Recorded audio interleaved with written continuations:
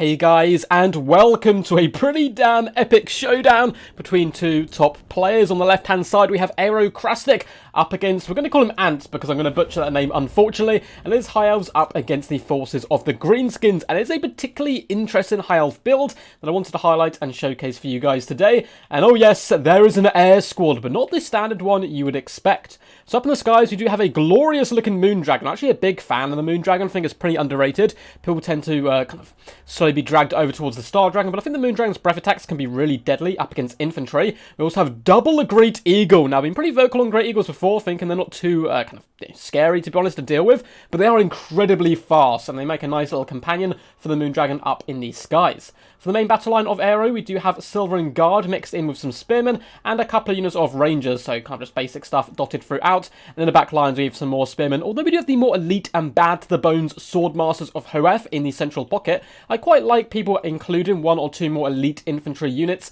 in their builds to really kind of offset their opponent. We do have the Talons as well, Regiment of Renowned Lightly Armoured Archers here in the centre, and it looks like they're going to be on their own, so no more archers to go with them. Double Illyrian Reavers have an army protecting the backside. We have a Mage of Life with Earthblood as well as Awakening Wood, and leading the force today. You guys know how to get replay up on the channel. If you bring Aliphanar, I'm more than likely going to cast it because he's such an absolute badass. And it's going to be coming in, of course, with the Moonbow as well as Mislead and Slippery. Mislead is a particular fan favourite of mine. Aliphanar, the Shadow King, really cool sniper character all round and a little bit underrated as well. So a few units that you don't often get to see here, the Moon Dragon, Great Eagles and Aliphanar in a really fun formation as well. Kind of hugging the side of the map for now, trying to avoid the fight for the hill, as of course Greenskins are very good at Russian, so you don't want to try to challenge them for any high ground approaches. We do have Goblin Wolf Riders over on this flank for the forces of the Greenskins, and their main battle line is a big fat mixture of Goblins and Savage Orcs dotted all the way along, so pretty cool stuff there. They're certainly going to be able to tear through the infantry formation of the High Elves, and I think this is a pretty rough matchup for the High Elves because they tend to be so tight and elite that you get overwhelmed by the far kind of more numerous Greenskins. We have some Night Goblins in Vanguard, a couple more Wolf Riders on this left-hand side, supported by a Goblin Big Boss on his Spider. And making up the kind of punch of the build, you have two units of Stone Trolls. Stone Trolls incredibly popular in the current meta, and they're going to be led by a Black Orc Big Boss, who of course is going to be encouraging all nearby troops. He also has the Dragon Slayer's Fang, Rabble Rouse, the Brass Cleaver, all that kind of standard good stuff. And leading the actual army is going to be Wurzag, the Mad Prophet himself, and he is going to be on his awesome little boar. I don't know the name of the boar, I'm sure it does have one. He's kind of effigy of the Get Back Here, Foot of Gork. Here we go. Headbutt, oh my god, this wait, so he's brought all the spells. This is a huge mistake from the Greenskin player. You do not want to bring all your spells because you simply do not have enough Winds of Magic to cast them. But apart from that, I quite like the build. I'm not so keen on the Goblin Wolf Riders. I understand that trying to pressure the back line, though, can be pretty useful. Moonbow does launch in, whacking Wurzag and doing basically no damage there. But the other shot following up does manage to do a nice little bit. And this is a perfect situation for Aliphanar, who will certainly be able to chip away at Wurzag from long range and do some pretty good consistent damage. There's not too much Wurzag can do about it if he wants to get nearby and cast those spells. The Eagles are certainly coming, and they are floating over the battlefield now, trying to hunt down the prey, see if there's anything hidden in the shadows, but there is no archers here. Aliphanar continues to pepper down Wurzag, doing some really nice damage, and the Moon Dragon has landed down on this flank, trying to get some free damage. This is certainly what you want to do with your large entities. You see some goblins isolated, go and slay them. Savage Orcs are nearby. It looks like the Stone Trolls are going to be committing to a fight. They are currently getting their weakness to fire popped on them by the Talons. I like the combination here of the Talons, maybe another breath attack coming in, but the Stone Trolls do bundle their way towards the Moon Dragon, who manages to pull back through the Silver Guard and for a bit of protection. Double Great Eagles are rolling in an absolute bromance, coming down here and assassinating some goblins in the back, breaking up the centre of that formation, and now the Greenskins are kind of bunching in quite heavily. Stone Trolls starting to whip around the flank, which is a good idea, but a big, fat, disgusting breath attack comes down on the Savage Orcs as well as the Goblins, completely breaks this right-hand side of the Greenskin formation, up to 78 kills instantly. Pretty much all that was from that one charge on the Goblins and that breath attack, and now he's going to float out over to this side with the Eagles to break off these Stone Trolls, who are terrified and disgustingly close to the board edge, so they are going to be forced back rather quickly here. Really good play so far, coming in by the High Elves. They're also baiting back some Savage Orcs, pulling away with the Spearmen, counter-charging with the Rangers into the fray, and we'll get some nice little attack animations as the dual sword-wielding Maniac Elves do go about their butcher's work. And this is certainly going to be a butcher's fight. Both of these units damage dealers. They're going to be tearing themselves asunder. All those Stone Trolls, there we go, do charge in. Goblins to assist as well. One problem the Greenskin player is having is pushing into the back line. Really good defensive play. We can see there's just shield wall after shield wall, and there's not too much to get into. He simply has to protect the single unit of archers, which is always a nice idea. If your opponent expects you to go mass range, just bring one unit, or none in fact. I sometimes do that with dwarfs, and it really does throw people off. Alephanar is quite comfortable at the moment. He's pretty tired as he is having to deal with some of these Goblin Wolf Riders, and they're a bit of a rousy bunch. But Alephanar is kind of obstructed, but he's done some really nice damage to Wurzag so far over the course of the battle. Spearmen and Sylvan Guard continuing to fall back in layers to help protect the central core of this build. And the Moondragon is now once again going to be floating towards the front lines. Moonbow shot does come in, and this time it connects him far, far better with Wurzag, bringing him down to minus 18 leadership. He just about stabilizes and manages to pop off a spell of some description, it looks like. Oh no, maybe not. Maybe it was just the elves casting spells, and he is indeed now going to be broken and running for the hills. He should be able to come back, but a big, chunky breath attack once more coming down onto these Wolf Riders, Savage Orcs, and Trolls, doing some huge damage. This Moondragon's been carrying all day so far. Does hop in now on top of the rest of these units. Going to be able to break them up with a thunderous and victorious charge coming in, as it does scream or rip a battle cry from its throat, belching fire and fury. Stone Trolls are routing now.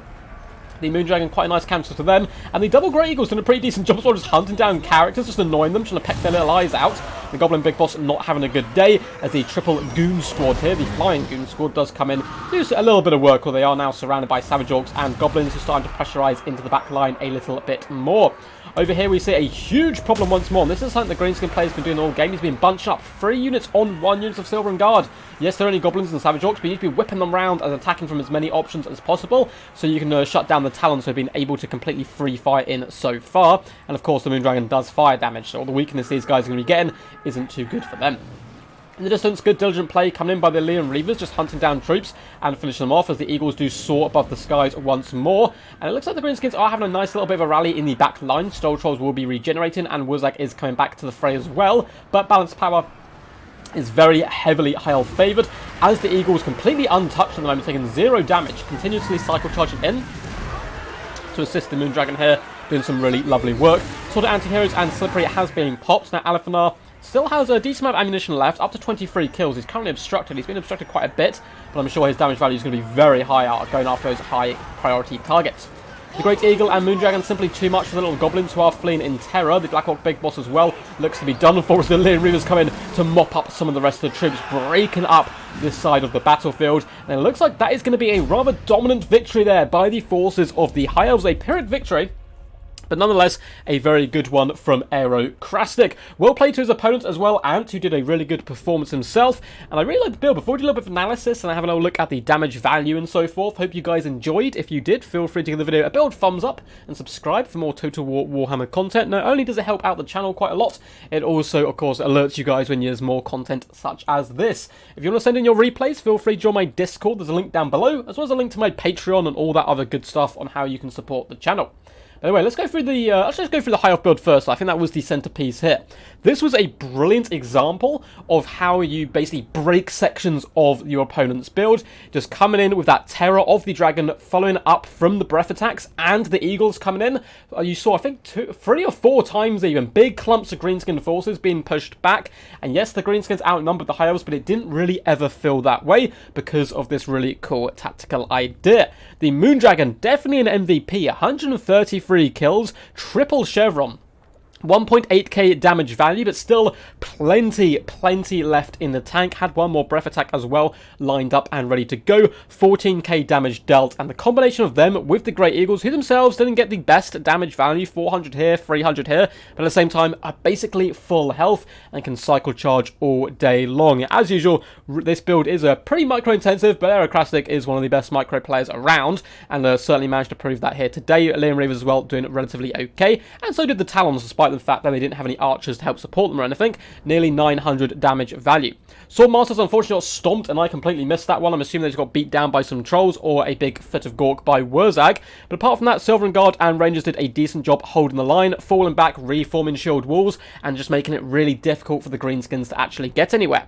The Major Life did her job, of course, just healing up troops. She's here for the Eagle, Swordmasters, and Moondragon. But the man, the myth, the legend, the Shadow King, Alephanar, 4.3k damage dealt, 2.2k damage value, was solely responsible was responsible for assassinating Wurzag there, and Wurzag basically, had no impact on the battlefield, apart from, I'm assuming, a big foot of Gork that I missed, with the 1.1k damage value taking out those Sword Masters. Nearly 9k damage dealt, though, so despite the fact he was dealt with relatively comfortably by Alafanar, he still managed to get some value, and that's some good play by the Greenskin player. His other characters really suffered. They just kind of got assassinated by the Eagle combination, as well as the Dragon, and the Goblins and Savage Orcs themselves didn't really get too much value. This one unit did, who managed to chew their way through, probably just on a couple of units of Spearmen and so forth before trying to dart into the back line, but he really did suffer with trying to wrap around the enemy where possible. Stone Trolls as well kind of suffered, mainly due to getting tear-outed and then chased off the edge of the battlefield. But that was a really interesting battle. Hope you guys enjoyed. Until next time, peace, and as always, stay awesome.